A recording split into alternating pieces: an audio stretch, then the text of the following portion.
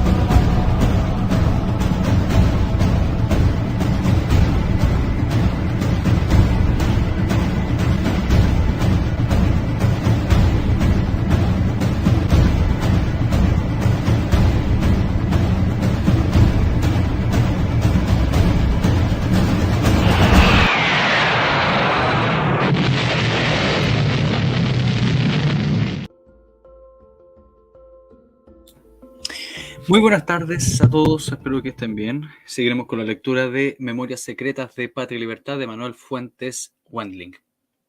Sean todos bienvenidos. Bueno, ayer quedamos, estuvimos viendo los 3 primeros capítulos, estaba narrando un poco de qué pasó con la obra, que fue censurada, fue según Wendling, o sea, Fuentes Wendling, fue la obra de Patria y Libertad fue la primera censurada por el gobierno militar. Ya todavía no sabemos por qué. Nosotros, o sea, la gente acá piensa de que puede ser que alguien dentro del gobierno militar le tenía mala a Fuentes. Puede ser, ¿ya? Recuerden que no todas las cosas que pasaban en el gobierno militar las hacía Pinochet, porque hay gente que al tiro dice, fue Pinochet. No, para nada. Había gente encargada de la censura y todo esto, ¿ya? Entonces puede ser que era alguien que le tenía mala desde los tiempos de Allende a Fuentes Wendling. Pero bueno, esas son especulaciones, todavía no sabemos nada. Y quedamos en el capítulo 4 que se llama Operaciones Especiales, porque está narrando cómo fue el nacimiento de Patria y Libertad. Bien. Operaciones especiales. Mientras Pablo Rodríguez, a quien no conocía personalmente por entonces, se desplazaba durante octubre de ese año de 1970 por el país activando a las masas, dando fuerza a Patria y Libertad, 5 días después de terminada la Junta Nacional Extraordinaria de la Democracia Cristiana, donde se acordó apoyar a Allende, se me propuso la urgente creación de un diario. Disponía nada más y menos que 48 horas para salir con él a la calle. Era una propuesta insólita. También un desafío. Sé que la tarea no es fácil, pero existe la seguridad de que tú la puedes realizar, me dijo Juraj Domić, un descendiente de yugoslavos nacido en Punta Arenas, a quien conocí hace 3 años. Con Juraj habíamos construido una particular historia que vinculaba directamente con los hechos que se estaban desencadenando en el país inmediatamente de la victoria electoral de Allende. Ambos habíamos llevado a cabo en planos paralelos y más tarde juntamente un doble papel público y secreto. Por eso su propuesta de hacer un diario con tanta urgencia no me cabía duda alguna que se insertaba en el contexto de acciones antiizquierdistas desarrolladas en el tan particular escenario que por esos días vivíamos. Mesurado en sus palabras, reservado en muchas otras cosas. Pero Domić ostentaba la especialidad de sovietólogo. Desde que nos conocíamos hasta abril de 1970 nos veíamos de manera distanciada. Comentábamos la actualidad y particularmente los logros de los comunistas al interior del Partido Radical como en la Democracia Cristiana.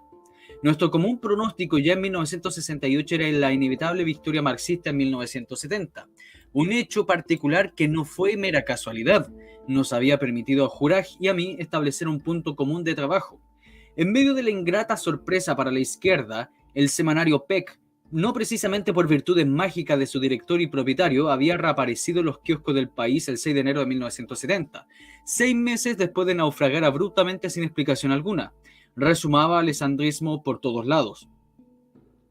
Con ese orgullo que le era característico, Chamúdez, su director, escribió para la ocasión, cito, «Aquí estamos de nuevo, otra vez en la batalla. Nos dimos por escuchados los insultos que siempre se juzgaron cobardes cuando son lanzados al caído, de aquellos que nos quisieron festinar nuestro hundimiento, ni quisimos reparar en el silencio de aquellos que teníamos la obligación de defendernos. Fin de cita. Ahora nos levantamos apoyados por todos aquellos que quieren escuchar nuestra palabra y que anhelaban para el país la restauración de la decencia y la mantención de su democracia. En su interior, 2 páginas daban cuenta del movimiento alessandrista. Se incluía muy conspicuo el secretario nacional integrado por Enrique Ortúzar, Julio Filippi, Eduardo Boech, y se agregaban sus consejeros Pierre Lehmann, Rafael Valdivieso, Hugo Gálvez, Luciano Morgado, Luis Heredia, Enrique Sacié, Jaime del Valle, Clara Williams, Manuel Castro, Jaime Guzmán y Gisela Silva.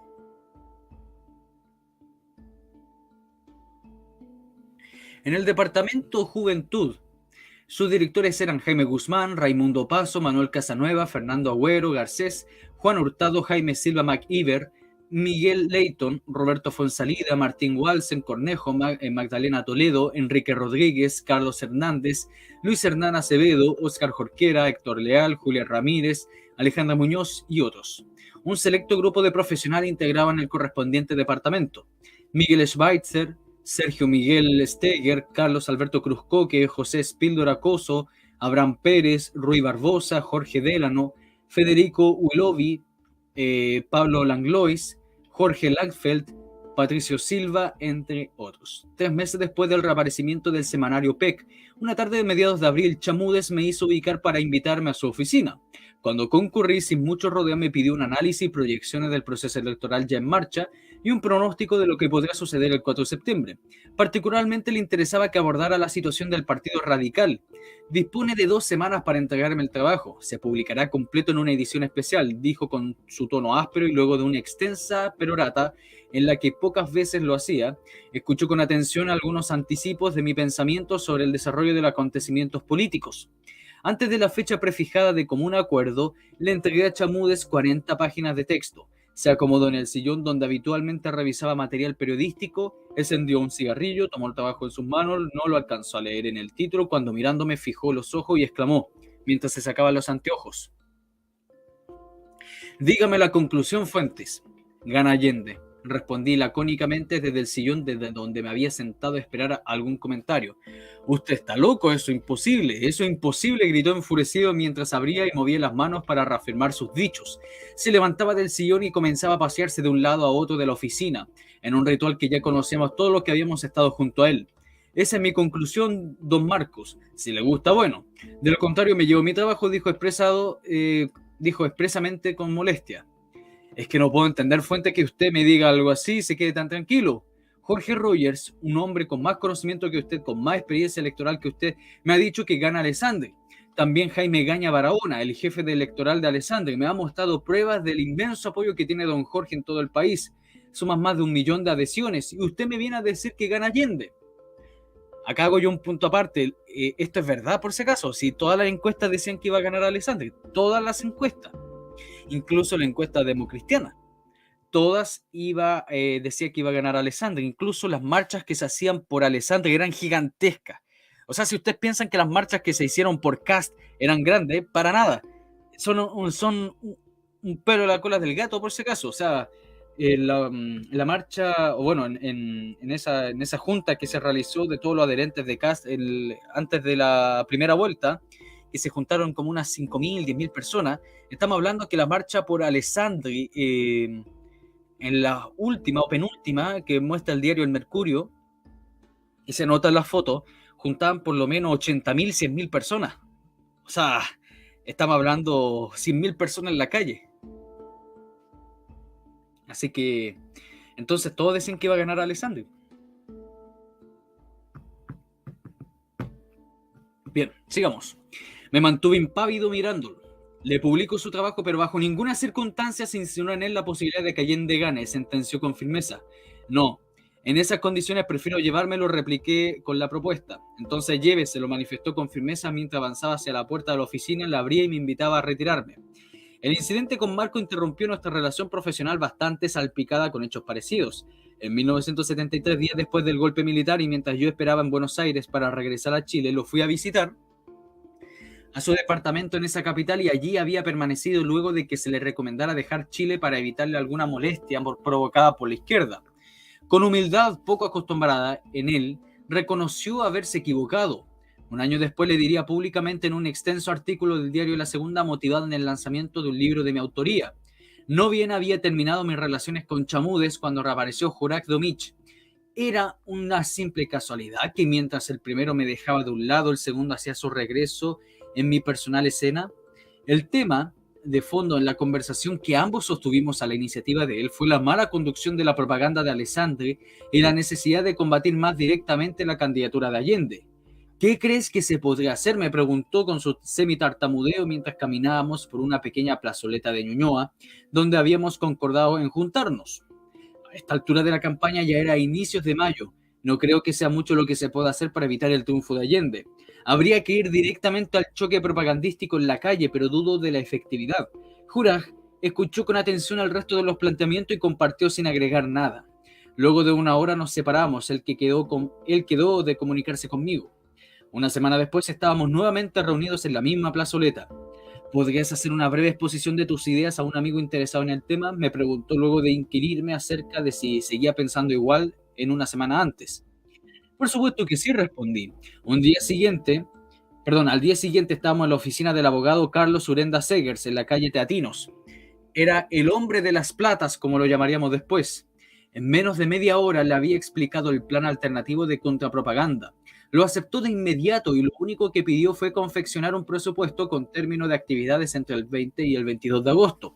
El dinero para costear la operación se nos entregaría a Juraj y a mí en efectivo en 3 cuotas con distancia de 10 días entre una y otra, y en la oficina de transacciones internacionales de un banco ubicado en la calle Banderas entre Huérfanos y Agustinas. A la salida, Domic, que se responsabilizó de volver donde Urenda para entregarle el presupuesto, me pidió que, como yo había sido el autor de la iniciativa, diseñara el plan y estimara los costos considerando otras 3 personas para completar el equipo humano y el arriendo de un departamento para reuniones. Una de las particularidades de Juraj era su absoluta pereza para escribir, la cual se contradecía con su profusa producción de artículos publicados en el Mercurio. Más de una vez le pregunté cómo lo hacía. Su respuesta de siempre: escribo de noche. 72 horas después entregué a Juraj el plan. En los 2 siguientes días teníamos la aprobación y en una semana recibimos la primera remesa de dinero del total de 3 que incluía las remuneraciones que nos indicó el mismo Urenda y nos las asignáramos en valores que nos alcanzaría unos $200,000. En una maleta tuvimos que trasladar 3 veces los escudos de la moneda de entonces a nuestro cuartel general, entre comillas. Este era un departamento amoblado de 3 ambientes, pintado, decorado de color rosa, y que sin importar su tan delicado estilo se ajustaba a nuestra necesidad de constituirlo en un comité creativo. Su propietaria era una esforzada pequeña empresaria dedicada a la fabricación y venta de juegos de cobertores plásticos para salas de baño, que por encargo mandaba confeccionar a modestas pobladoras. Cuando se lo rentamos y le pagamos al contado los 4 meses que utilizaríamos, nos miró algo extrañada. La calmó al identificarme como periodista de Radio Balmaceda. Si fueron los patrocinantes de la operación los que impusieron a otros integrantes o fue iniciativa del propio Juraj, no lo sé. Lo cierto es que además de nosotros 2 se integraron al equipo 3 jóvenes publicistas para mí desconocidos: René Gateño Jasón, Gastón Sarmiento Torres, hijo del gerente general de la empresa Siam Ditela, y Juan Carlos Poblete, hija Reborde. El plan que propuse se llevó a efecto en su totalidad. Era simple y para dolor de cabeza de la izquierda marxista se cumplió a cabalidad, aunque como esfuerzo resultó inútil, si se considera que finalmente Allende terminó siendo presidente. Número 1. Rayados murales en las principales avenidas y calles de Santiago y de las ciudades importantes del país. Se escribieron más de 500.000 frases tales como Allende es comunismo, comunismo es hambre, o Allende es comunismo y comunismo es odio. La historia demostró que la historia demostró que no nos equivocamos ni un milímetro en las afirmaciones. Número 2. Fue contratada una imprenta pequeña que trabajó exclusivamente para nuestro grupo durante los 4 meses. Allí se imprimieron 20 millones de volantes, entre otros, con palabras cruzadas, lo que obligaba a recogerlos y llevarlos a la oficina o a la casa para saber de qué se trataba, o bien se mostraba la fotografía de Allende, pero esta había sido confeccionada con un texto que solamente era visible con lente de aumento. Una parte importante fue esparcida en la zona central del país en aviones civiles especialmente contratados y con una certeza y puntería en pueblos y ciudades superior al 90%. 3. Una serie de 100.000 calendarios de pared fueron editados con el texto Virgen del Carmen, patrona de Chile, sálvanos del comunismo. Se distribuyeron preferentemente en poblaciones modestas y zonas rurales. Doy mi más sincera disculpa a la Iglesia Católica y particularmente al sacerdote Joaquín Allende. No Allende, Allende, por si acaso. En vez de Allende, es con una I antes de la E. Allende. Por entonces encargado del santuario de Maipú, y quien con absoluta razón protestó de manera airada en esos días por el uso indebido de la venerada imagen. Reconozco que esta y las demás ideas fueron mías y asumo en plenitud de la responsabilidad publicada por ellas. Aclaro eso sí, que el uso de la Virgen no fue más que la actualización de un viejo calendario que cuando niño vi en el campo. En él se mostraba la imagen sacra y bajo ella el nada sacro texto de alivio, alivia el dolor. 4. Edición de 100.000 impresos simulando tarjetas de racionamiento de alimentos. Un año después de nuestras no servían porque eran de contrapropaganda, pero sí las verdaderas de la Junta de Abastecimiento y Precios, JAP, que con todo cariño deben recordar a algunas madres y abuelas en los sectores populares donde se restringió hasta el papel confort, de donde Juraj Domich logró gente para realizar el trabajo de terreno en un secreto que se llevó a la tumba. En el esquema de compartimentación real es del mal gusto hacer preguntas como esa, pero el sistema de distribución funcionó. También los controles de las tareas encomendadas y la reserva secreto del proyecto. Cuando estábamos en plena tarea de contrapropaganda fue asaltada la agencia de publicidad Andalien, empresa montada particularmente para llevar a cabo una multimillonaria campaña global de aviso en diarios, revistas, radios, propaganda de calle contra Allende y la izquierda marxista. Esto está interesante. Con Juraj habíamos advertido que la agencia podía ser un blanco de asalto con connotaciones políticas, no descartando el uso de la violencia contra las personas que allí trabajaban como sucedió. Eso nos llevó a extremar las medidas de seguridad en el plan que estábamos desarrollando. En el atentado a Andalien, sus hechores se llevaron toda la documentación que pudieron encontrar, incluido un maletín de su gerente, el publicista Salvador Fernández Segers. Todo el material recolectado por la vía de ese delito fue a dar a la comisión especial que en la Cámara de Diputados, a petición de los diputados democristianos Bernardo Leito, Luis Mayra y otros, se constituyó para investigar la propaganda contra Allende. Fíjense los DC defendiendo a Allende, miren. Los DC sirviendo como muralla protectora para revisar la propaganda contra Allende. O sea, no le podían decir nada al señor Allende. Por el descuido de Fernández pagaron justo por pecadores. Así la prensa pro-allendista difundió los nombres de las empresas relacionadas con la agencia. Anaconda, la poderosa minera norteamericana extractora del cobre del país, la imprenta Amenábar, la Sociedad Agrícola San Fernando, las inversiones Tierra Amarilla, aseguradora La Chilena Consolidada, la compañía manufacturera de papeles y cartones, la industria FENSA y la editorial Lord Cochrane, entre otras. Varias de esas fueron expropiadas por Allende, ya entiendo la razón. También se difundió la nómina de personas vinculadas a la que se conoció como la Agencia de la Campaña del Terror. Carlos Paul Lamas, abogado y copropietario del diario El Sur de Concepción. Julio Pistelli Basterrica, gerente del Mercurio de Valparaíso. Arnoldo Pupín. Raúl Espinosa Bellman, ingeniero y ejecutivo de la COPEC. Gonzalo Eguiguren Hodgson, empresario. Hernán Errázuriz Talavera, abogado de la Sociedad de Fomento Fabril. Guillermo Elton, empresario integrante de la Cámara de Comercio. Jaime Gaña Barahona, empresario y ex embajador de Alessandro en Paraguay. Edmundo Eulanch Valverde, abogado y empresario y ex parlamentario. Manuel Echeverría, Luis Goyanechea Segarra, dibujante, caricaturista y Premio Nacional de Periodismo, conocido por su seudónimo Lugose. Alberto Reyes Mozo, periodista y columnista del seudónimo El Bigote del semanario PEC. Germán Gamonal Rosales, periodista y comentarista radial, y el ingeniero Humberto Tazara, Carlos Madrid y Alfredo Reusa.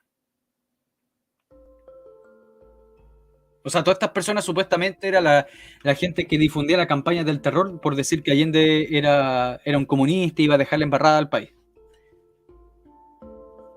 Si recuerden que Allende difundía de que el Mercurio estaba amenazándolo de muerte. Y era puro tollo. Sigamos, dice, también aparecía el documento de Fernández, la Federación de Estudiantes de la Universidad Católica, a la que se había entregado dinero y un misterioso Charlie, del cual se consignaba un aporte para la agencia bastante importante. El periodista y abogado comunista Eduardo Labarca identificaría en 1971 en su libro Chile al Rojo a los autores del asalto de Andalien. Cito, fue cuidadosamente preparado como operación comando. tomaron parte 20 jóvenes comunistas que se distribuyeron en sitios estratégicos predeterminados, en veredas, puerta central del edificio, escaleras, ascensores, los cuales debían quedar paralizados durante la operación. Los 5 jóvenes que penetraron en la oficina pusieron manos arriba a las 7 personas que estaban allí. 2 secretarias, 2 mozos, 2 empleados y el gerente Salvador Fernández. Arrancaron los 4 teléfonos, recogieron velozmente toda la documentación que hallaron a mano. Todo muy espontáneo, por supuesto, ¿eh? Ahí ustedes pueden ver a los comunistas. Sin los contratiempos que afectaron a Andalien, el término de nuestra operación fue preparado para el jueves 20 de agosto, o sea, en el plazo señalado por Urenda. Como yo había involucrado mi identidad en el arriendo del departamento, la mañana del 21 entregué a su dueña. Finalmente, eso de las 8 de la noche del mismo día, fui hasta el domicilio privado del abogado Urenda, ubicado en el edificio frente al parque forestal. Ordenadamente llevaba las cuentas, boletas, facturas de cómo habíamos gastado el dinero. Me recibió con amabilidad casi paternal, pero cuando supo el propósito de mi visita estuvo a punto de morir del corazón. «¿Pero cómo se le ocurre traerme estos papeles aquí?», dijo con visible enojo en tanto me tomaba de un brazo y comenzaba a llevarme hacia la puerta de salida. «Váyase y queme todo eso», repetía sin cesar. No tuve alternativa, me quité del lugar, quemé los papeles y con mi imprudencia había roto un código de seguridad. A Urenda no lo vería nunca más. Y conforme lo habíamos acordado con Juraj, ambos nos distanciaríamos por largo tiempo a no mediar alguna emergencia. Así estaban las cosas cuando el domingo 23, solo 2 días después de separarnos, todo el país se informó a través de las páginas del Mercurio del denominado archivo Kunakov, una historia sobre el espionaje soviético en Chile. El autor del relato, Juraj Domich Kusevich.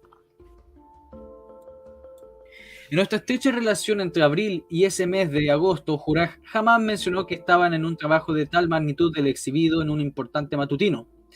¿Qué sentido puede tener sacar un diario a esta altura de los acontecimientos?, le pregunté con bastante desgano, mientras caminábamos en una plazoleta de nuestras juntas que años después descubrí que había sido elegida porque su casa estaba en la vecindad.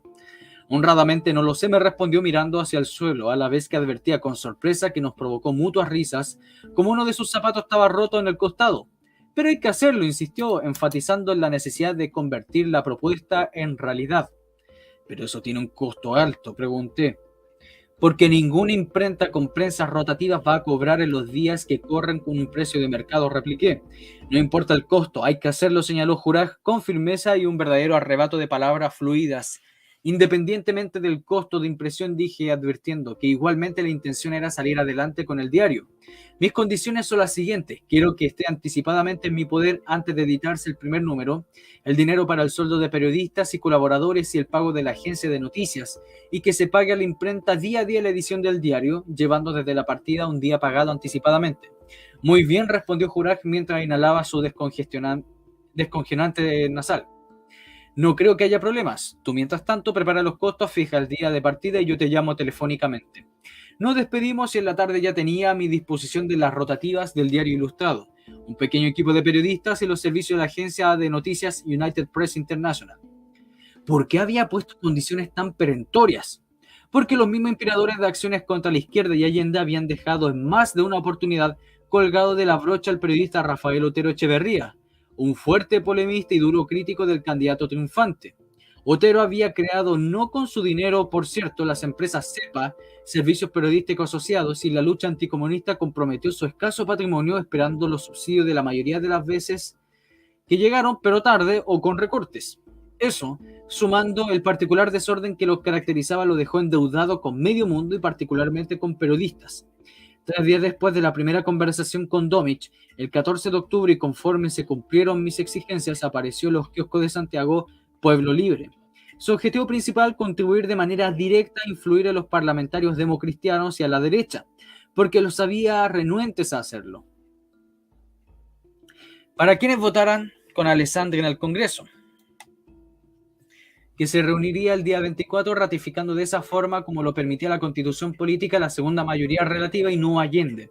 Había que jugársela urgente en esa línea, era la orden, y la oportunidad final de contener a la izquierda.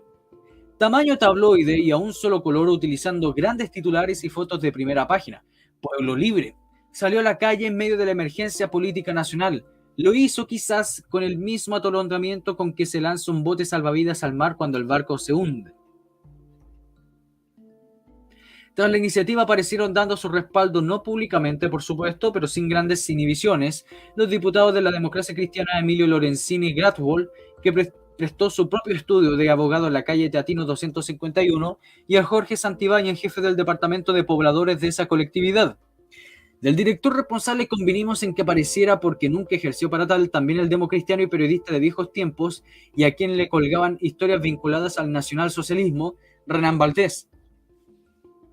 Como asesor fue asignado por alguien que no fui yo, al periodista del diario de las últimas noticias, Luis Berenguela Domich.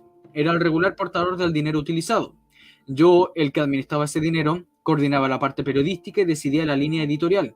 Como consecuencia de lo que más tarde Domich me reconoció que había sido un asalto simulado por el que se prestó Valdés y un cómplice cuya identidad desconozco, y que propinó varias bofetadas a nuestro director, aproveché de expresar editorialmente en el tercer día de circulación y parte de nuestros ocultos objetivos. Cito: está claro que nuestros hombres calificados como derechistas por el marxismo-leninismo criollo están haciendo mucho por Chile y por el mantenimiento de su democracia y su libertad política. Son hombres que aún, a riesgo de perder su situación personal ganada honradamente, están entregando su aporte a esta lucha libertaria. Para nosotros ellos son derechistas, son hombres que piensan con sentido común, son hombres tras los cuales están la mayor parte de los chilenos que no desean una dictadura marxista-leninista, que no quieren una opresión de izquierda, que anhelan la continuación de cambios sociales impuestos por el natural avance del mundo, pero con respeto y libertad. En los días siguientes publicamos la lista completa de los integrantes de la Junta Nacional de la ADC, que habían participado en la reunión con los inicios del mes donde se adoptó la decisión de continuar las conversaciones con Allende. Era una manera de dejar en evidencia que si ellos eran responsables de un episodio importante de la historia de Chile, de los diputados y senadores dependía el destino final de lo que ocurriría. La orden era presionarlos al máximo en el plano político, pero quizás con mayores antecedentes de los que realmente se juzgaba el trasfondo y el seguimiento invisible de la política nacional. El 19 de ese mes de octubre, Jorge Alessandri, en la declaración pública, llamó a no votar por él en el Congreso y respaldar a Allende. Nos quedamos mudos. ¿Y ahora qué pasaría?, nos preguntábamos. La desorientación entre muchos chilenos y de clase media ganó terreno y tomó cuerpo el miedo al futuro que esperaba el país. Con la salida de madre de Alessandri se frustraba todo el esfuerzo encaminado a imponer la idea de que una segunda elección. ¿Qué sabía el expresidente que lo llevó a adoptar la decisión de desdecirse de lo afirmado el mes anterior? Los hechos se precipitaron. El 20, el Consejo Nacional del Partido DC, o sea, Democristiano, instruyó a sus diputados y senadores para que votasen por Allende en el Congreso Pleno. El 21, el movimiento de izquierda revolucionaria en una declaración denunció la existencia de un complot para impedir la asunción de Allende. En la mañana del 22 se produjo el repudiable atentado contra el comandante en jefe del ejército, René Schneider. Ingresó a las pasadas 8 de la mañana, grave por heridas de bala en el hospital militar, en el auto institucional conducido por su chofer. El viernes 23 dejó de publicarse el Diario Ilustrado, que había sido fundado el 31 de marzo de 1902. El sábado 24, Allende fue proclamado presidente de la República por el Congreso Nacional reunido en sesión plenaria. El mismo día 24 fue detenido sin justificación alguna Pablo Rodríguez. Se jodió todo, exclamó Domich la tarde de ese sábado luego de escucharnos por radio la lectura del resultado de la votación en el Congreso. Ahora sí que la situación se pondrá complicada, agregó apesumbrado, mientras recogía algunos papeles de la desordenada oficina donde funcionaba el diario, y acordábamos al día siguiente para empezar a preparar el término de tan efímera empresa periodística. El domingo 25 se anunció al país el fallecimiento de Schneider. Ya en libertad el 27, Pablo reconoció el término del proceso electoral y la victoria de Allende. Anunció además la disolución del Movimiento Cívico Nacional Patria y Libertad y la posibilidad de crearse a poco tiempo un nuevo partido sobre bases nacionalistas. El 28 de octubre, desde las mismas prensas, qué paradoja, donde se imprimía el conservador y derechista Diario Ilustrado, nace La Prensa, uno de los principales accionistas de la Sociedad Periodística del Sur, Sopesur, que controlaba el paquete mayoritario de acciones del periódico. El ex diplomático y abogado Alberto Sepúlveda Contreras vendió su parte a la Democracia Cristiana. Como el sino del pueblo libre era morir al nacer el gobierno de Allende, así sucedió días antes. El 4 de noviembre Allende juró como presidente de la República y terminaba así un episodio de la historia nacional y otro de nuestra propia y particular y criolla Guerra Fría.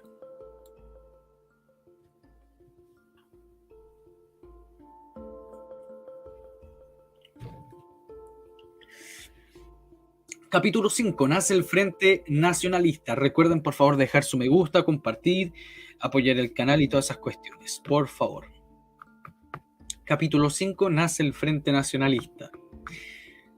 Al principiar marzo de 1971, todos los chilenos nos aprestábamos para las elecciones a realizarse el mes siguiente. La insistente propaganda de los candidatos de la izquierda marxista y las de los que no eran, eran atiborradas en las radios. La prensa mostraba avisos de unos y otros. El ambiente político denotaba tensión y expectación frente a esta primera consulta popular casi inmediatamente después de los comicios presidenciales. El año se había iniciado con una campaña de la izquierda contra el Poder Judicial, y más específicamente contra la Corte Suprema, por un fallo emitido por ese tribunal en virtud de la cual rechazaba la petición de desafuero del senador Raúl Morales Argazola de la Democracia Radical, el ala minoritaria y derechista del Partido Radical que había apoyado a Alessandri en septiembre. 4 meses antes, el parlamentario fue sindicado como infractor de la Ley de Seguridad Interior del Estado, en un proceso que se instruía en forma paralela a la investigación del asesinato del general René Schneider. El fiscal militar Fernando Lyon, luego de estudiar las declaraciones de un implicado en dicho asesinato, donde se mencionó al senador, decidió pedir el desafuero de este por estimar que existían suficientes antecedentes para someterlo a proceso. La Corte de Apelación acogió la solicitud de Lyon por 17 votos a favor y 1 en contra del ministro Hernán Cereceda. Morales recurrió de queja y anteriormente de apelación a la Corte Suprema, la cual, contra todos los vaticinios de los círculos políticos, dictaminó a favor del senador por 11 votos contra 2, considerando que no había suficientes antecedentes para procesarlo y que los cargos hechos por el fiscal eran vagos y poco fundamentados. De esa manera, el más alto Tribunal de Justicia de Chile respaldaba el único voto de la Corte de Apelaciones, el de Cereceda, que estimó que no había desafuero, y daba la razón a la defensa de Morales a cargo del abogado Pablo Rodríguez. Desde el propio Allende hasta el último dirigente de la Unidad Popular emitieron juicios condenatorios y calificativos de soeces contra la Corte Suprema. Fue la primera manifestación de una campaña de desprestigio que más tarde se ampliaría a todo el Poder Judicial, el cual, pese a los agravios de cual fuera blanco de parte de la izquierda, en general mantuvo siempre su imparcialidad e independencia tradicionales. Por una parte, Pablo Rodríguez, que se encontraba en margen de la actividad política desde fines de octubre, cuando dio por disuelto el movimiento cívico Patria y Libertad, ocupó casi automáticamente la atención del gobierno, del ramillete de partidarios marxistas en que se apoyaba y de la objetiva prensa que le hacía comparsa, objetiva entre comillas. Las mismas invectivas, los mismos insultos denuestos, de los que son verdaderos nuestros los marxistas y los plumarios, osados meses antes fueron lanzados nuevamente contra este abogado que había tratado de impulsar una alternativa constitucional destinada a evitarle a Chile un gobierno que todos comenzábamos a sufrir. Los así denominados sectores democráticos, entre comillas, o sea, la derecha, aglutinados en el Partido Nacional, síntesis de liberales conservadores reunidos después del desastre de 1964, cuando se vieron obligados a apoyar a Eduardo Frei para atajar a Allende y a la democracia cristiana, al cabo de un descansado y relajado verano, recién en marzo y medio, las rencillas subterráneas y divisiones iniciaron las tareas elementales destinadas a conquistar votos para la elección municipal que debía realizarse en abril. Naturalmente que esa actitud políticamente irresponsable, si se le miraba desde la perspectiva del momento histórico que vivía el país, y según ellos mismos lo habían sostenido por la presencia de un marxista en el gobierno, contrastaba con la de los partidos de la alianza oficialista, en particular los comunistas, que en enero y febrero habían llevado a cabo un intenso, organizado y arduo trabajo proselitista en beneficio de sus candidatos. Era obvio que a la luz de un esfuerzo de uno y otro bando, los resultados electorales podían preverse en directa relación al empeño puesto a conquistarse a la ciudadanía un sustancial aumento de votación izquierdista. Esto motivó a impulsar una cruzada de unidad democrática a fines del 4 de abril, a la formación de un movimiento que hizo público el 10 de marzo con el nombre de Frente Nacionalista Patria y Libertad. Encabezaba la novel actividad del abogado Pablo Rodríguez. Lo acompañaba el Consejo Político de Patria y Libertad del ingeniero Eduardo Boech, García Huidobro, Gisela Silvencina, Jaime Guzmán Errázuriz, el periodista Federico Willoughby McDonald, y todo proveniente del comando de Jorge Alessandri. A ellos se sumarían luego 2 empresarios movilistas, Roberto Tieme y Roberto Allende Urrutia. Tieme, que más tarde asumiría roles protagónicos, fue el inventor de un sello gigante para estampar a las paredes negro símbolo de Patria y Libertad. Con tal sistema, un poco meses a la en pocos meses las paredes de Santiago y las de las principales ciudades del país exhibieron la impronta del movimiento.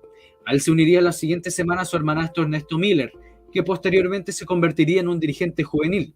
La naciente organización surgió con objetivos diferentes al movimiento que la había antecedido.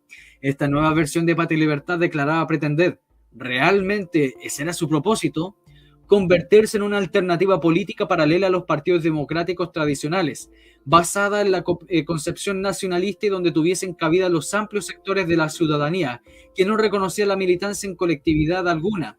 ¿Por qué conservaba la palabra patria y libertad?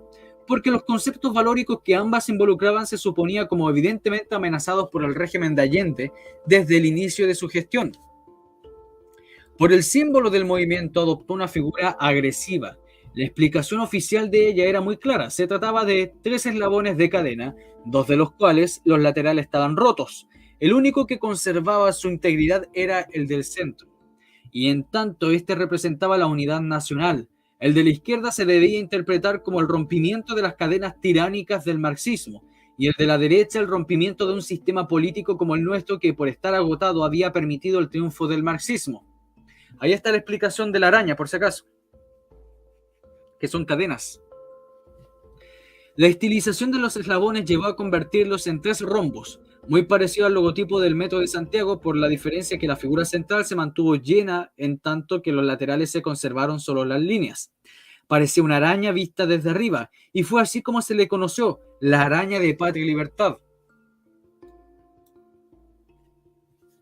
Con su color negro al centro y sus 4 patas destacaba donde se le pintara o dibujara. Para su asociación con la esvástica del nazismo no hubo que esperar mucho. Los comunistas hábiles en el manejo de la comunicación montaron una ofensiva destinada a barrenar desde sus comienzos la imagen de este grupo nacionalista que se alzaba o aparecían dimensionándolo como su peor enemigo.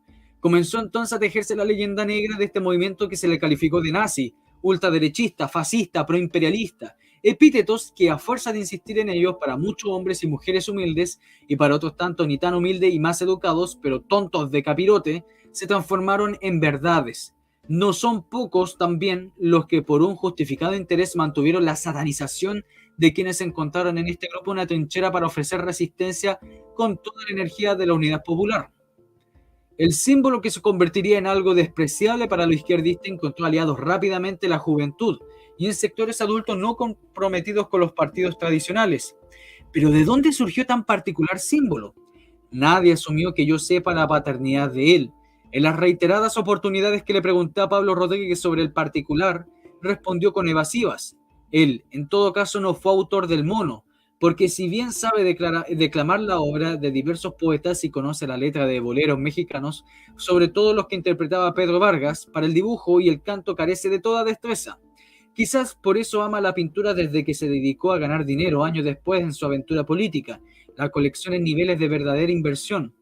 20 años después me encontraba con la araña y el significado ancestral de la misma ignorado por Pablo y además padres de Patria y Libertad.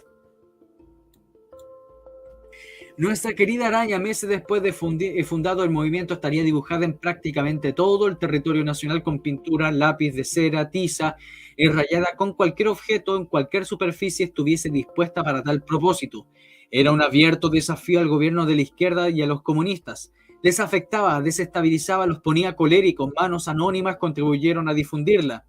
Tengo el convencimiento que la misma imagen terrible que la izquierda estigmatizó a Patria y Libertad terminó por convencer a sus propios partidarios de que realmente éramos terribles y que estábamos en todas partes, y surgió entonces el miedo. Una anécdota refleja con claridad lo anterior. En las primeras horas de una mañana de mediados de 1972, la protegida y fortificada residencia presidencial de Tomás Moro, donde vivía Allende, ahí funciona una entidad que de beneficencia, un integrante del grupo de amigos personales GAP, el grupo de seguridad no oficial del mandatario integrado por militantes de la extrema izquierda con entrenamiento militar en Cuba, descubrió con sorpresa uno de los muros interiores y escasos metros del dormitorio del jefe del Estado Patria y Libertad, una araña. Durante el desayuno se informó el hecho a Allende, que al escuchar tan insólita narración palideció y acto seguido, dando un golpe de puño en la mesa, ordenó que nadie saliera de la residencia. que de inmediato se iniciara una investigación política de todos los que habían permanecido en la mansión en los últimos 5 días y prohibió hablar del asunto so pena de aplicar un castigo ejemplar a quien lo hiciera. ¿Para qué mierdas los tengo aquí?, espetó a sus custodios esta mañana luego de enterarse de la broma de que había sido objeto. Como trató de explicar livianamente el hecho, uno de ellos en vano intentó por aminorar la situación. Para Allende nunca se esclareció lo ocurrido y por largos meses terminó que una noche, como se lo condensaría en una ocasión su amigo y colaborador Augusto Olivares, la misma mano que dibujó aquel símbolo lo matará.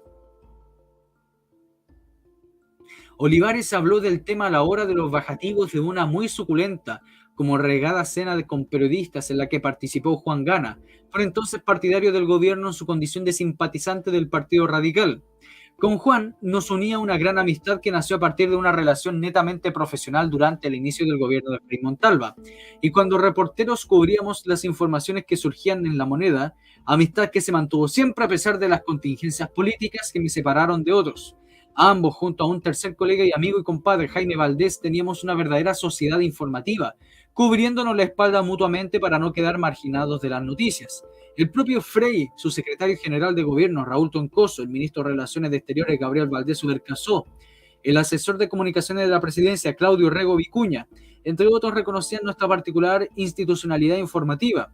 Nos convertimos así los mejores informados de cuanto ocurría en el Palacio, privilegio que nos brindaron particularmente los ya mencionados por el tratamiento objetivo que dábamos a nuestro trabajo y el respeto a los antecedentes off the record que recibíamos casi a diario para nuestra propia orientación. Fue el propio Juan quien me contó la historia semanas después de haberle escuchado del labio de Olivares durante una visita que hice al Palacio Presidencial, donde tenía acceso como integrante de la Asociación de Periodistas de La Moneda. Solo años después, creo que en 1978, tuve conocimiento que el autor del dibujo había sido un suboficial de carabineros integrante de la Guardia Policial asignada a la residencia de Tomás Moro. No fue autorizado por él a revelar su nombre. Ya retirado de las filas de la institución, trabajaba en el área de seguridad de una empresa privada. En medio de las banderas nacionales entremezcladas con aquellas que llevaban el símbolo del nuevo nacionalismo en una reunión pública, que tuvo de carácter de constitutiva, efectuada el 1 de abril de 1971, en un estadio Nataniel repleto de personas, Patria y Libertad inició sus actividades a escala nacional. Los dos discursos de fondo estuvieron a cargo de Pablo Rodríguez y Jaime Guzmán Errázuriz, el joven abogado independiente que antes había destacado por su artículo en el semanario PEC y como integrante del comando de Jorge Alessandri y que ahora se hacía cargo de la juventud del naciente grupo. El ambiente adquirió visos sombríos para la oposición cuando días después de la elección municipal efectuada el de las 4 fuerzas políticas de la izquierda aglutinadas en la Unidad Popular, que le había dado la victoria a Allende 7 meses antes con tan solo el 36,2%, ahora habían obtenido el 49,2% de la votación nacional, confirmándose la tesis de que no existía unión entre los sectores antimarxistas. Lenta pero progresivamente estos ganarían terreno hasta hacerse fuertes. Por eso los nombres que inicialmente acompañaron a Pablo Rodríguez, resultaba evidente que Patria y Libertad, en esta nueva versión, se sustentaría en los huérfanos sectores independientes, que se quedaron con un palmo de narices cuando su líder, el exmandatario Jorge Alessandri, se desdijo y llamó a votar por Allende en el Congreso. Con la clientela política alessandrista se tenía por lo menos una base de sustentación real en todo el país. Ese es un misterio muy grande, incluso es más grande que el misterio de la cuestión de Kast cuando volvió de Estados Unidos. Yo creo que no lo voy a hacer en formato de video, o capaz que sí, capaz que lo haga en formato de video, cuando hable de la victoria de Allende ya en el Congreso. Lea las palabras de Alessandri. Porque fíjense lo misterioso. Alessandri se mete a la elección de 1970 para evitar que Allende llegue al poder. Alessandri genera todo lo que es, o por lo menos intenta generar lo que es el gambito Frei. Todo eso lo pueden encontrar en los videos que he subido. Pero después Alessandri de un día para otro dice, ¿saben qué? No voten por mí, voten por Allende. Y se va. Y se va. ¿Y qué pasó? Pues sí, eso es lo que pasa. ¿Qué pasó? ¿Qué le ocurrió a Alessandri? Y Alessandri obviamente no es que se vendió, no le pagaron por detrás, no era una persona cobarde ni nada de eso. ¿Qué es lo que pasó? Porque nosotros vamos a ver que durante el gobierno de la Unidad Popular, Alessandri se va a transformar en un fuerte opositor a Allende. Porque Alessandri se iba a transformar en el gerente de la compañía de papel y cartones. Y va a ser de las pocas empresas donde Allende no va a poder meter las manos. Pero ¿qué pasó con Alessandri? Si esa es la cuestión.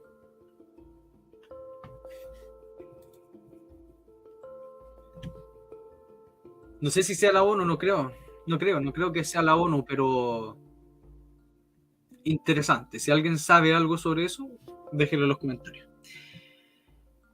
Sigamos leyendo.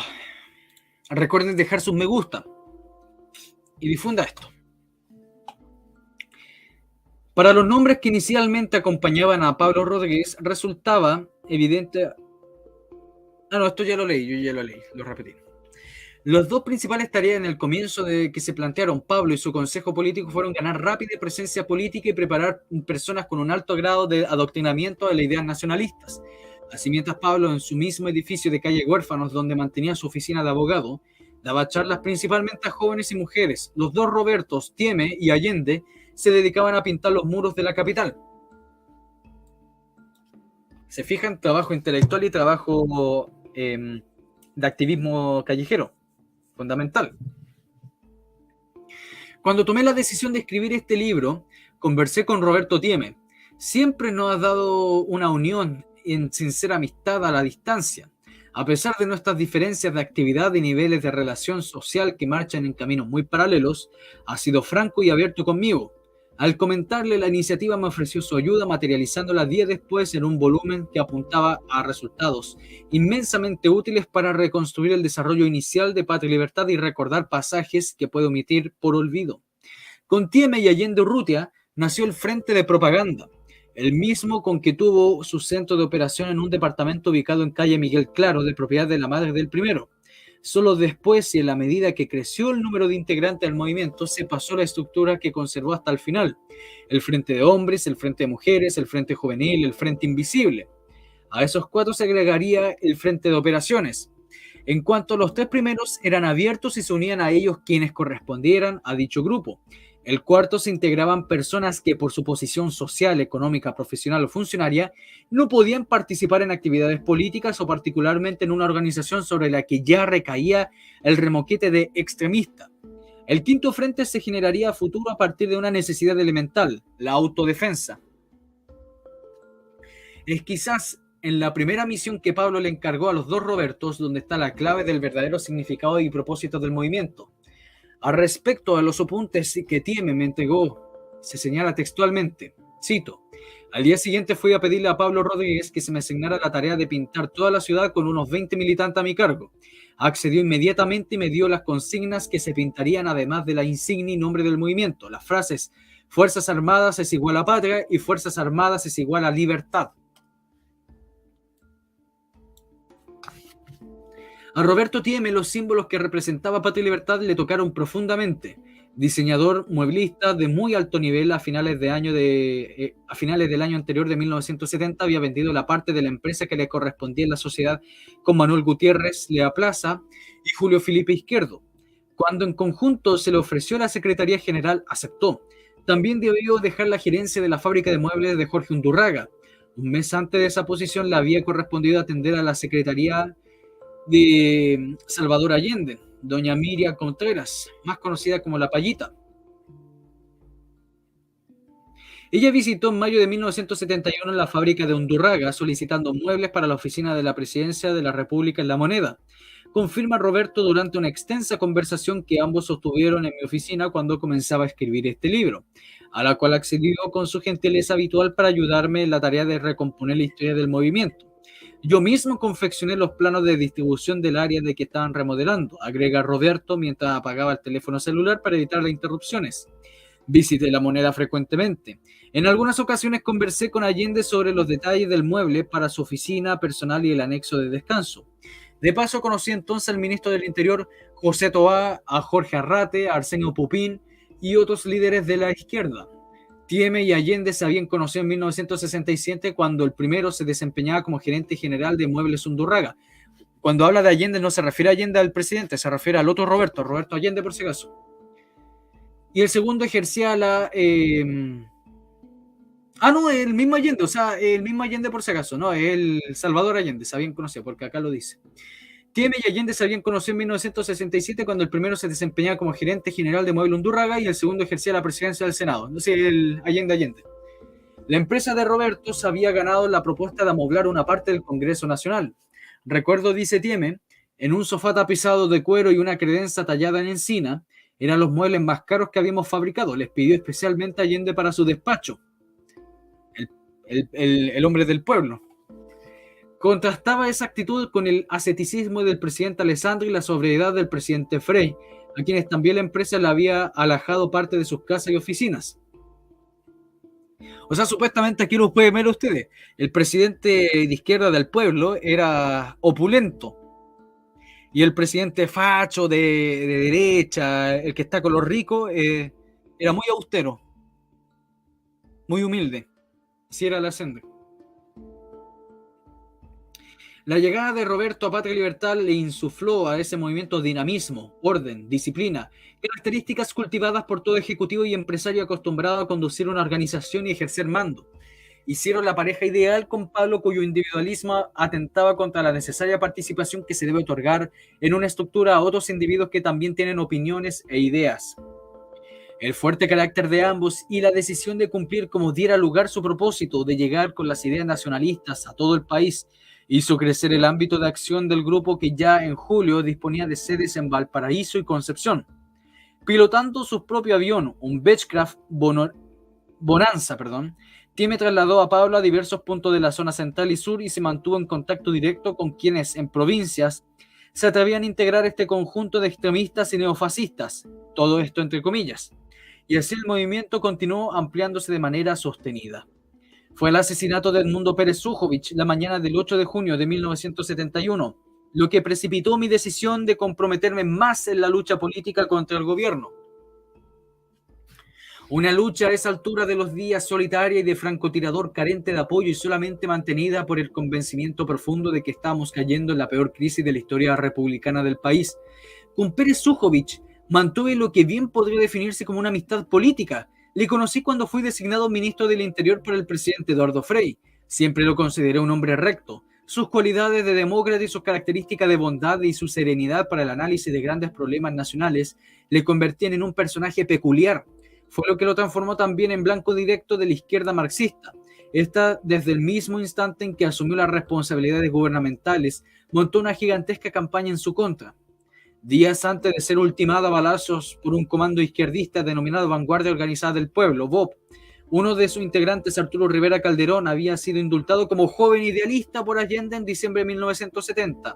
Hablé con él en sus oficinas de calle Bandera.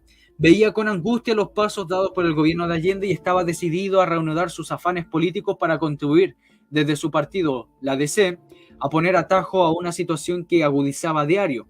No alcanzó a hacerlo. El argumento de las balas lo silenció para siempre. ¿Pero qué se podía hacer? Luego de la muerte de Edmundo Pérez, me reintegré a la fila de la democracia radical, de cuya rama juvenil había sido su fundador, junto a Enrique Schilling Rojas y bajo el alero de Julio Durán Newman, pero la que me retiré a poco andar cuando advertí en muchos de sus integrantes que su único propósito era obtener algunas canonijas. ¿Qué rayos será las canoningias?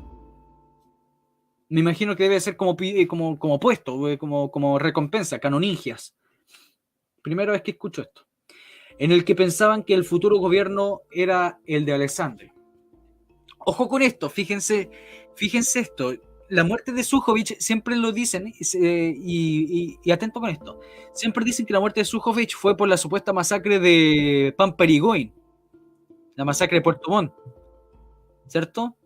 Que supuestamente el VOP estaba vengándose de los muertos de la masacre de la Pampa Irigoyen y todas esas cuestiones, lo cual sabemos que no fue una masacre, tampoco fue ordenada por Pérez Sujovic y tampoco eran blancas palomas la gente que estaban ahí, porque se tomaron un terreno, cuando los carabineros pidieron desalojarlo, se juntaron mil tipos, que estaban bien organizados, con escudos, palos, con piedra, atacando a un pequeño retén de carabineros de unos 20, 30 carabineros. Eran 30 carabineros versus 1000 tipos, y además llegaban tipos de otras poblaciones cercanas y de tomas cercanas, y habían tipos que estaban con revólveres. Eso están en las crónicas, no lo digo yo, incluso tengo un video si quieren verlo, sobre la supuesta masacre de Puerto Montt. Pero fíjense que Pérez Sujovic fue uno de los pocos DC, y yo diría que prácticamente el único DC que a viva voz se opuso a que la DC apoyase a Allende. Y fue el que más estuvo en contra de Allende dentro de la democracia cristiana, y fue el que pedía que votasen por Alessandri. Yo diría que fue prácticamente el único, porque Frey mantenía esa actitud de, sí, apoyamos a Alessandri, pero en silencio. O sea, muy Parisi. Perdóneme si hay alguien que acá siga a Parisi, le gusta Parisi, pero fue muy similar a Parisi cuando recién Parisi apoyó a Kast un día antes, y entre comillas. Pérez Sujovic siempre se mantuvo apoyando a Alessandri y decía, tenemos que ir en contra de Allende. Entonces podemos hilar cosas de ese lado. Por ese lado. ¿Por qué no lo mataron antes? ¿Por qué no intentaron atentarlos cuando todavía era ministro del Interior? Ustedes me pueden decir, no, porque ahí tenía seguridad. Hay presidentes que han muerto con seguridad al lado. Así que el argumento de porque tenía seguridad no vale. Ahí es una cuestión interesante donde uno puede generar teorías bastante entretenidas sobre por qué lo mataron. Bueno, sigamos. En el intertanto conocí a Pablo Rodríguez, un amigo. Sergio Naranjo me lo presentó por expresa petición mía. El motivo era simple: Patria y Libertad editó ese mes, además del manifiesto antes referido, un documento que llevaba por título El mito marxista, síntesis casi perfecta de una serie de inepcias acerca del marxismo-leninismo. Ambos sostuvimos 2 reuniones en las cuales, además de expresarle las razones por las que creía que dicho documento no cumplía su cometido, charlamos animadamente respecto de lo que podía ocurrir en el país en lo que quedaba de ese año. Pablo tenía la profunda convicción que al finalizar 1971 la situación haría crisis. Los principales promotores de ella serían los sectores más exaltados del gobierno. Por otra parte, consideraba a los partidos de oposición sin posibilidad alguna de detener a los marxistas, puesto que mientras los primeros actuaban ajustándose a la legalidad vigente, los segundos sencillamente se la saltaban sin tapujo. Es el problema de la derecha. Creen que pueden vencer a revolucionarios por la legalidad.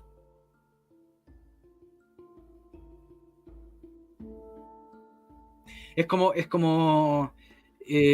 que si uno tuviese cáncer, uno cree que con los buenos pensamientos y las buenas intenciones el cáncer se va a ir solo.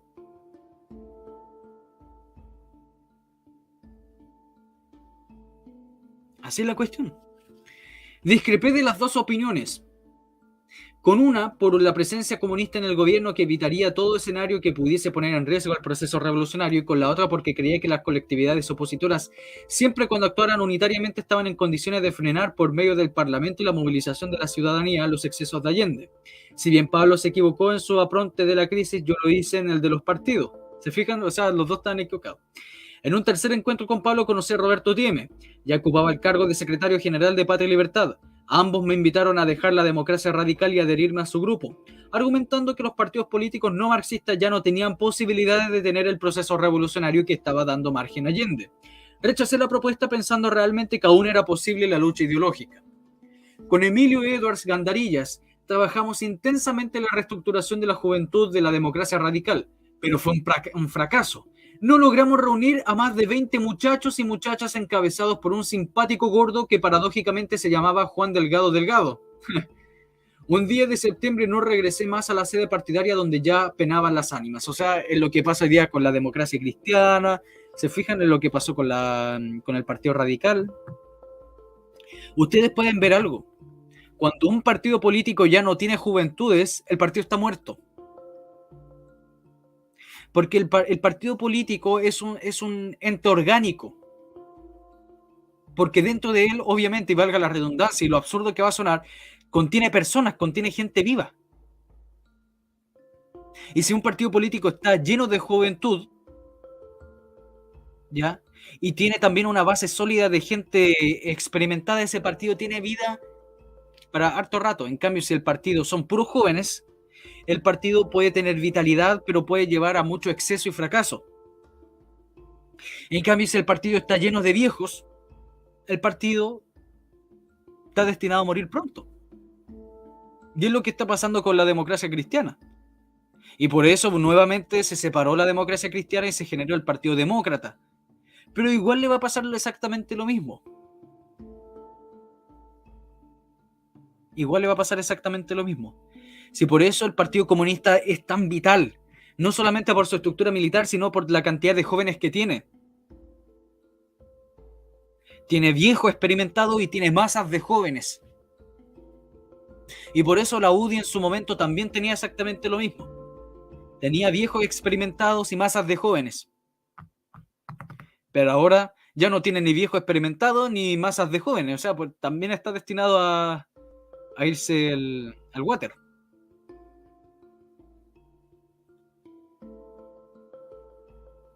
Paralelamente, Patria y Libertad, junto con denunciar en septiembre un plan subversivo de la extrema izquierda que, según Roberto Tieme, le fue informado secretamente al movimiento por fuentes de inteligencia militar, inauguraba su sede en la calle Irene Morales, casi a la esquina de Avenida Bernardo Higgins. Allí tanto Pablo como Jaime Guzmán comenzaron a impartir doctrina a estudiantes de la Universidad Católica que lideraba el segundo.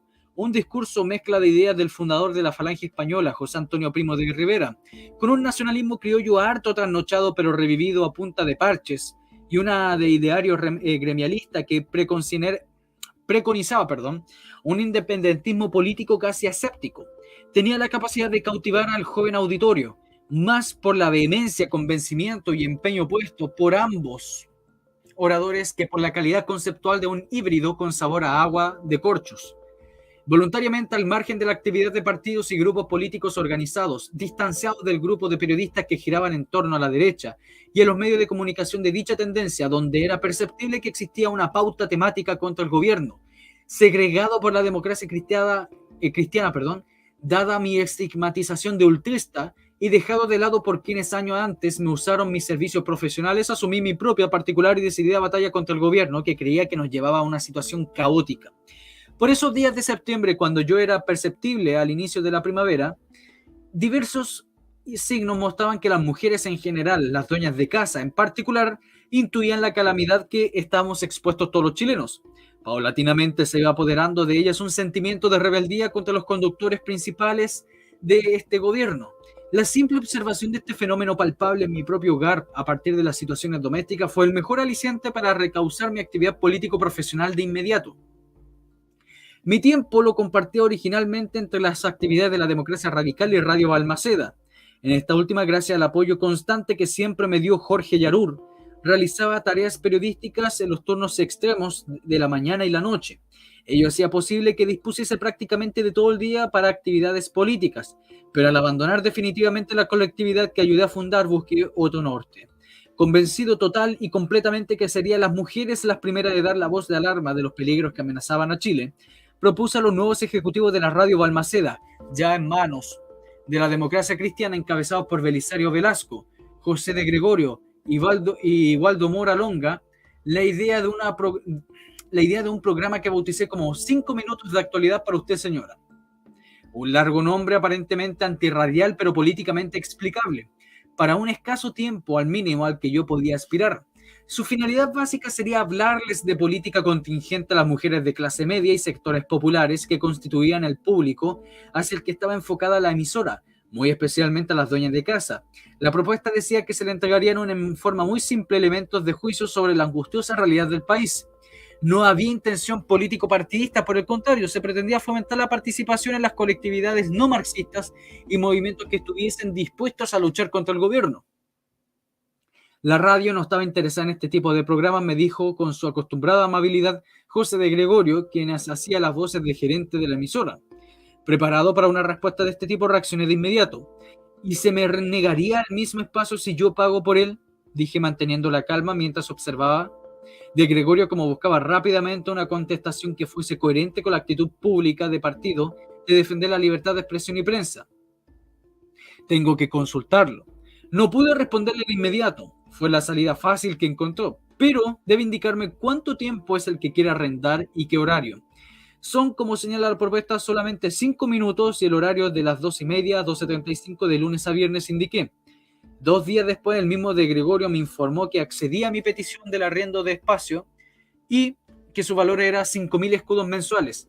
Acepté de inmediato las condiciones y pedí que se me descontara el dinero de mi sueldo a fin de mes. La cifra no era alta, pero con ello comprometía una parte de mis ingresos profesionales. En la búsqueda de financiamiento hablé con Diego Portales Frías, el tesorero del ya desfalleciente Democracia Radical. No titubeó ni un minuto para decirme que contara con financiamiento para los 10 primeros días del programa. La hipótesis que manejé entonces fue simple. Si en 10 días de programación no lograba conquistar a las dueñas de casa, que creía era un segmento cautivo de la emisora en un horario sugerido, entonces no continuaría con los comentarios.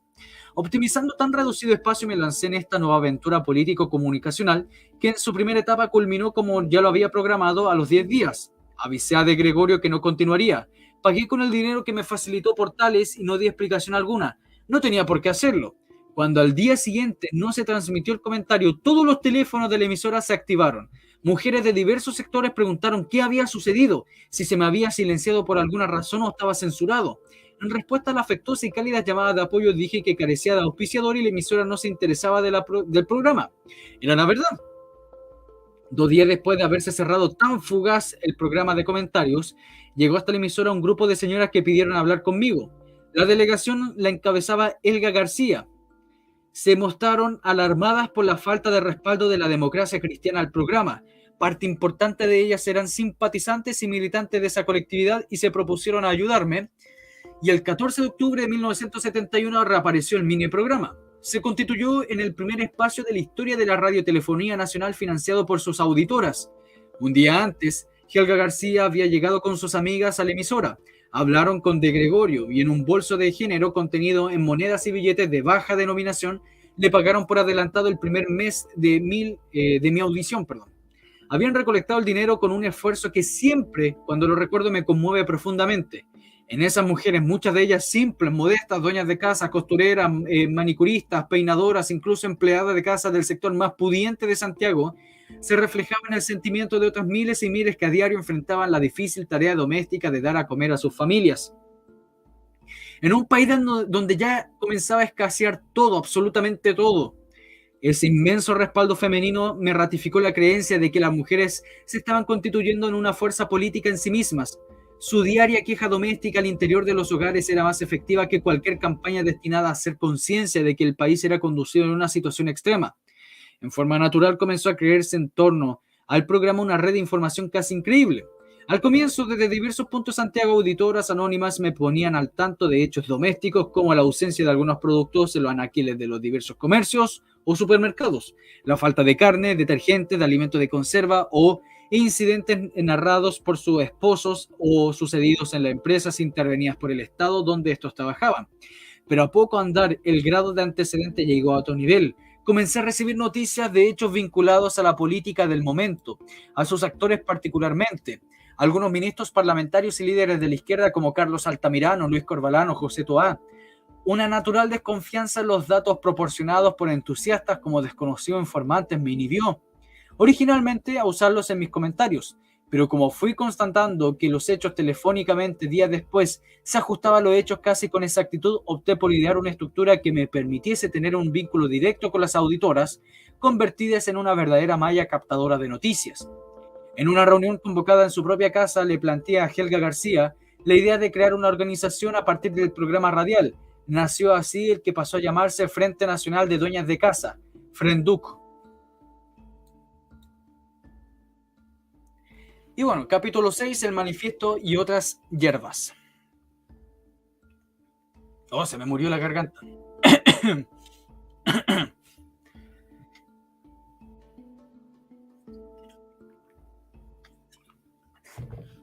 No, cuando hablan de teléfonos celulares se refieren al teléfono, no se refería al... Yo también pensé lo mismo, no se referían a las cuestiones de nosotros. Saludos, pobre tipo, Wombat, ODBR68, Chileno Patriota, Jordi Barras, Laura Soledad, Maggie, Margarita Carter, Nancy González, PR, Claudia Gallardo, Jimena Zurita. Oh, se me murió la garganta. Germán Mans, NH Guaye. Ese nombre, no es. Ñuguaye. Tiene otro nombre en Twitch. Muchas gracias. Con razón me sonaba. Claudia Gallardo. Silent Planet. Darko Zlatan. Raúl Cádiz. Luis Sagredo. Samira.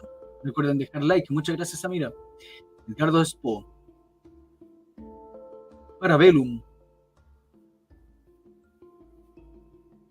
Verónica Strutter. LAP. Susana Aravena. Saludos a ustedes, estimada. Paulo Ortega. Rimuro Cuarto.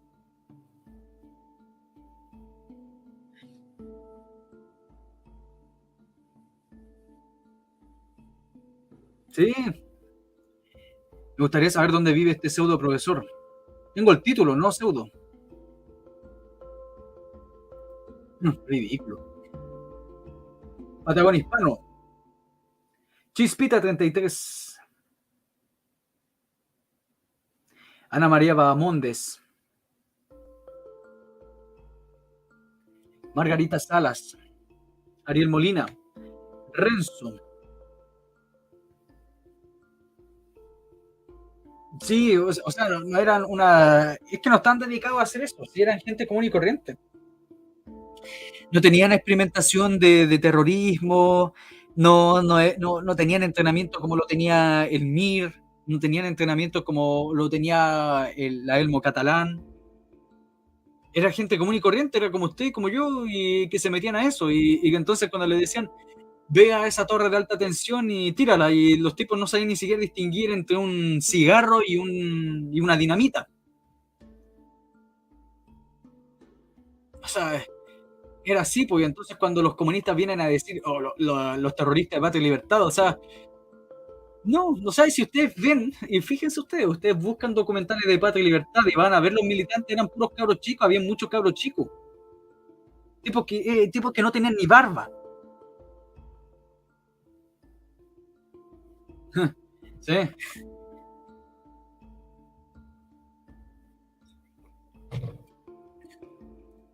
Sí. Recuerden que mi garganta es mi única herramienta. Después, como hago clase. Saludos, Jimena. Bienvenida.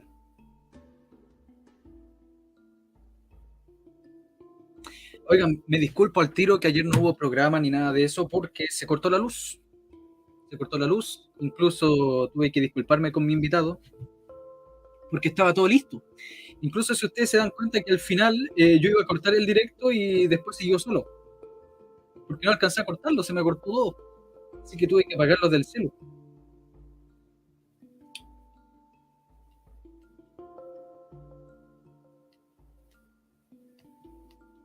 Saludos, Cristal. Recuerden dejar sus me gustas. Mientras más me gustas tienen, mejor. Claro que sí, pues Parabellum, pero no, esas cuestiones son degeneradas. Todas estas cuestiones son hechas por el sistema imperialista.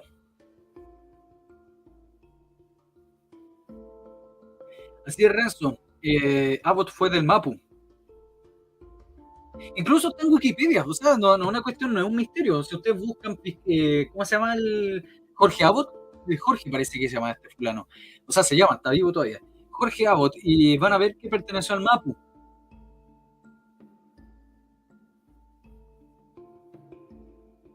Claro, para refrescar la garganta, Jordi. Está bueno eso. Son las 4:30. A ver cuánto dura el próximo capítulo. Son como 500 páginas.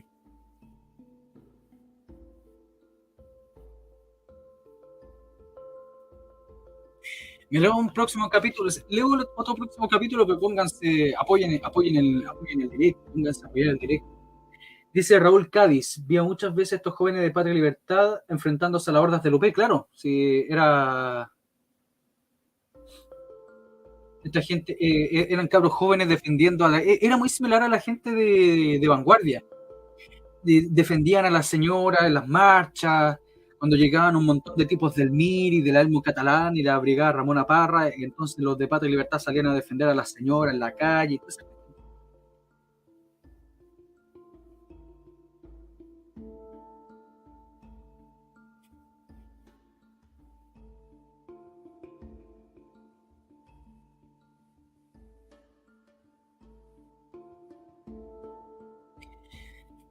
no, si no es problema de eso, Flo, es que como estaba medio resfriado, entonces me cuesta mucho hablar. La tengo todavía medio desgastada la garganta. Pero también hay que considerar que me le he estado hablando 1 hora seguida, pues, así que sin descansar, entonces obviamente se desgasta.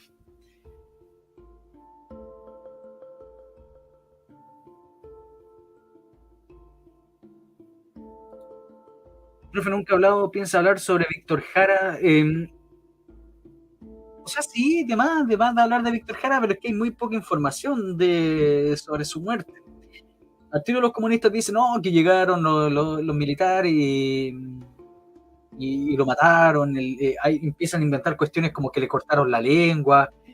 Incluso un tipo una vez dijo que, si se fijan, ni siquiera ellos saben cómo murió, po. Que llegó, que le cortaron la lengua a Víctor Jara y lo obligaron a ocupar la de uñeta, po. La lengua.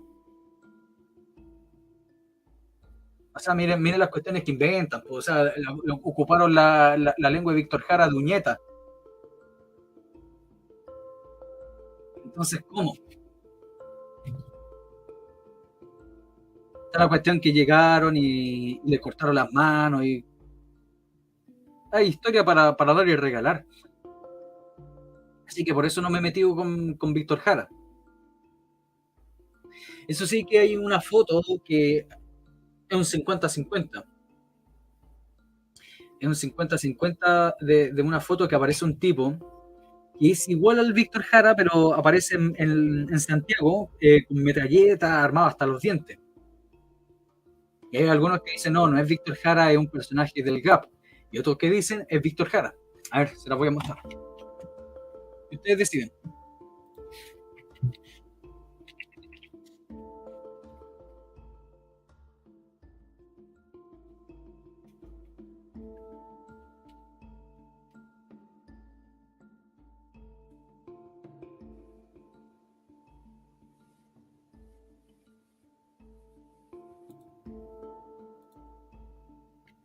A ver, vamos a cerrar esta cuestión.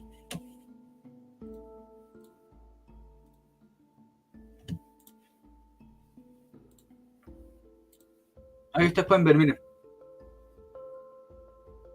Por eso yo le digo, ahí como un 50-50. 50% de la gente dice, no, es Víctor Jara, y el otro 50% dice, no, es un tipo que se parece a Víctor Jara.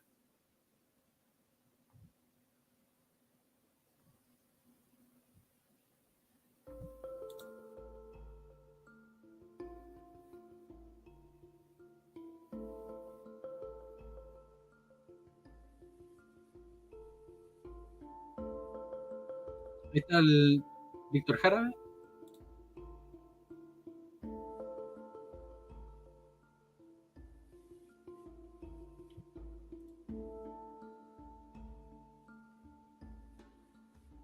Sí, pues sí, es terrible igual. Es muy, muy, muy similar a este tipo. Por eso yo le digo, o sea, intento no afirmar si él, pero lo dejo a la duda.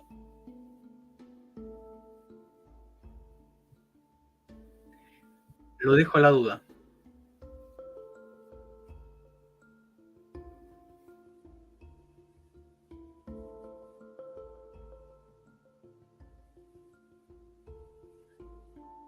Lo que dice acá Jimena, los del Mira que pillaron al primo de mi madre cuando custodiaba un colegio y también murió su colega carabinero y 2 niñas escolares de básica. Sí, si así eran estas lacras. Mira, hay gente que dice acá, es igual, vaya a saber si uno era él. Acá Cristina dice, no es Víctor Jara. ¿Se fijan? Por eso yo les digo, por eso yo no pongo las manos al fuego por esta imagen, pero te deja la duda, porque se parece caleta, pero lo dejo a la duda. Hay que saber que este tipo era un comunista. Víctor Jara era comunista. Víctor Jara era un comunista. Pero, por eso yo les digo, el 50% de la gente piensa que es Víctor Jara, el otro 50% dice, no, es un tipo que se parece, que era del GAP de Allende.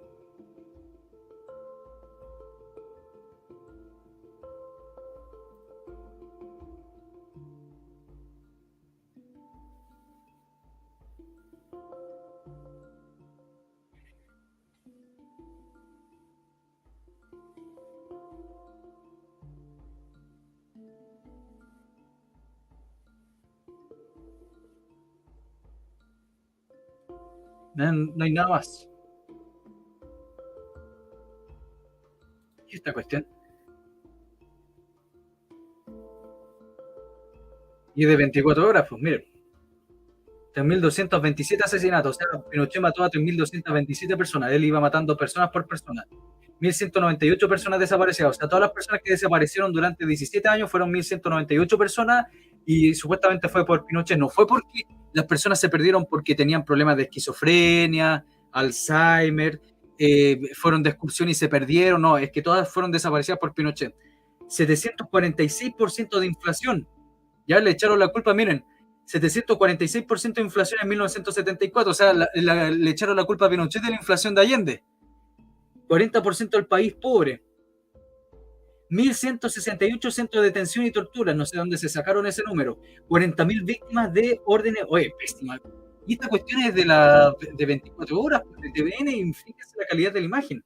18 millones de enriquecimiento ilícito. Ya eso está totalmente refutado de la cuestión del Banco Rix. 23,7% de desempleo en 1982. Privatizó salud, educación, pensión. Oye, penca el panfleto, ¿eh? Malísimo el panfleto. He visto mejores.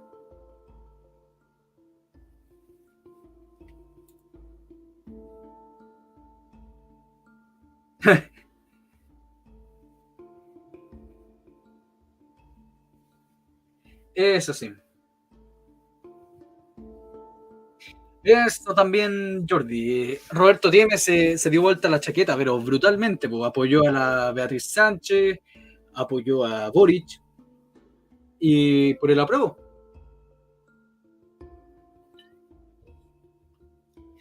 Eso es lo que yo les decía de los nacionalismos. Por eso yo les digo, los nacionalismos no son ni de izquierda, ni de derecha, ni de tercera posición, son de centro. Porque existen distintas formas de centros políticos. Existen las terceras vías, las sociales democracias, las democracias cristianas y están los nacionalismos. Y como todo partido de centro, se estiran por la atracción de los polos políticos. Y por eso vemos nacionalistas que se mantuvieron siempre fieles al gobierno militar, como Pablo Rodríguez, el fundador de Patria y Libertad, siempre se mantuvo fiel a Pinochet, incluso fue su abogado. Y vemos gente como Roberto Tieme, que también era nacionalista, y fíjense a dónde fueron a apoyar, pues a la Beatriz Sánchez y a Boric. Saludos, Patriota Más. Bienvenido. Morita Castro. Jackie67, saludos, estimada, bienvenida. Sacred Rituals. Los nacionalistas que apoyaron al gobierno militar fueron los nacional-sindicalistas. Varias facciones. Sí.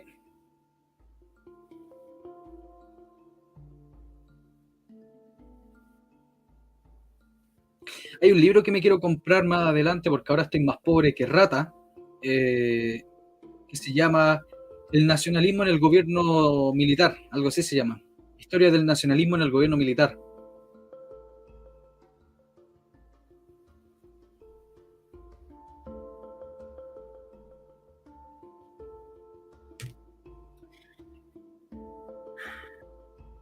Sí, Raúl, sí, incluso quiero hacer un video de esa cuestión. Pero está la cuestión de que me echen el canal abajo. Porque este fulano, ya vamos, ustedes saben a quién me refiero. El que generó el atentado contra la Queronque,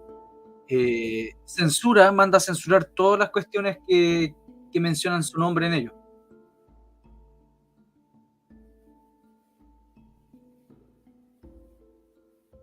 Sí, pues esa es la cuestión. Así es LAP, LAP, ese fulano. A ver si lo encuentro acá. A ver, bueno, voy a dejar de compartir y comparto el tiro, ¿bien?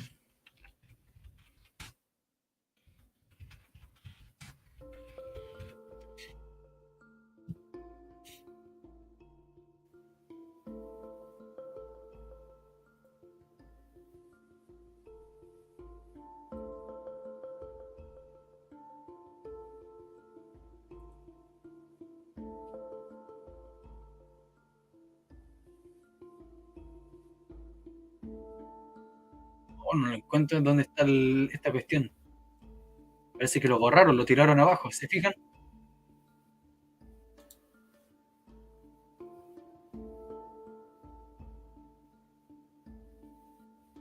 Ah, acá está.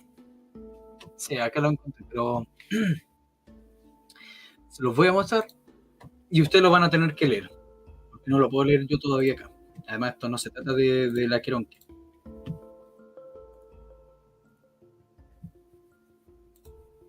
Ahí está, búsquenlo así.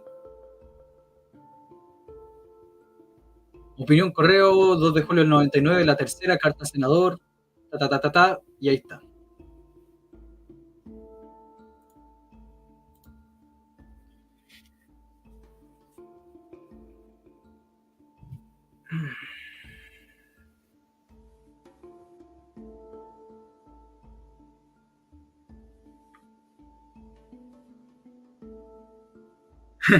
El del mechón blanco, pero el papá.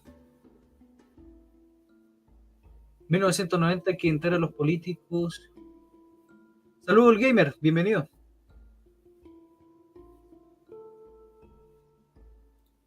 Profe, consulta, ¿Allende se quitó la vida o lo fueron? Miren, yo espero que no haya sido por culpa mía que empezase a difundirse esta cuestión de que Allende lo mataron. No, Allende no lo mataron. Allende no lo mataron, no lo mataron. ¿Ya? Allende se quitó la vida. ¿Por qué se los digo yo? Se los digo yo. Primero, esa teoría de que Allende lo mataron ya viene desde antes, pero yo ¿cómo se llama? Empecé con este canal no a difundirla, sino a comentarla como una teoría de conspiración de que supuestamente un GAP cubano fue el que asesinó a Allende por múltiples razones, pero también porque Allende no era capaz de matarse. Además, en las fotos de autopsia también es complicado matarse con un rifle. Y habían algunas variaciones dentro de cómo estaba la posición del rifle, etcétera, etcétera, etcétera, que también se pueden responder porque recuerden que el doctor Gijón eh, intentó atender a Allende, era el doctor personal. Punto número uno. En segundo lugar, también hay que recordar que Allende dejó tres cosas con respecto a un futuro suicidio. Tres cosas por un futuro suicidio. La primera que hay que considerar es que admiraba mucho a Balmaceda, al presidente Balmaceda. Bien, nunca se pareció a Balmaceda, eso sí, pues, pero bueno, admiraba mucho a Balmaceda. En segundo lugar, ya cuando tuvo su entrevista con Regis Debray, dejó claro también ciertas inclinaciones de que no lo sacarían de la moneda. Y en tercer lugar, en una carta que mandó a Fidel Castro, también hablaba de que ¿cómo se llama? Se quitaría la vida antes de sacarlos del poder. Estoy parafraseando por si acaso. Bueno, todo eso lo van a ver en un futuro en el canal. Por eso yo les digo, o sea, y además está el único testimonio que es del mismo doctor Girón.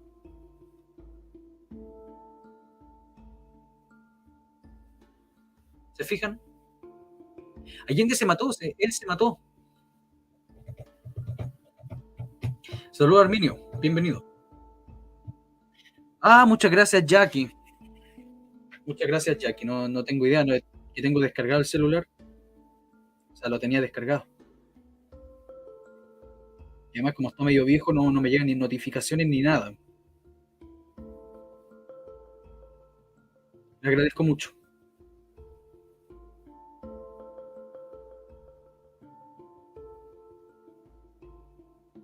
Ahí recién me llegó. No sé si se escuchó el vibrador.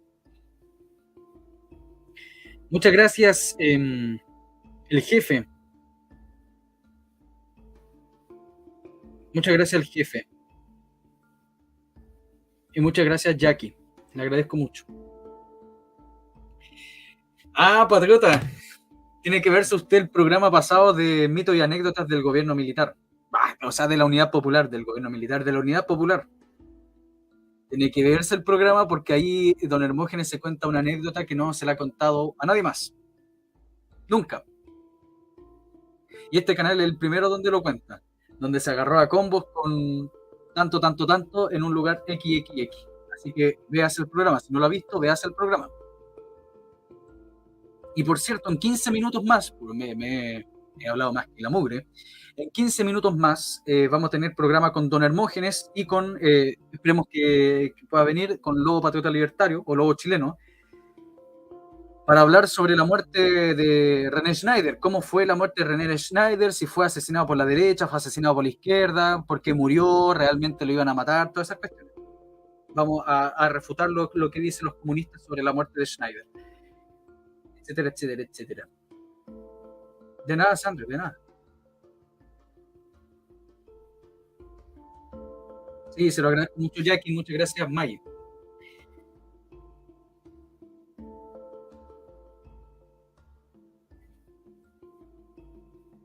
Sí, pues tiene que verse el programa por 4 más.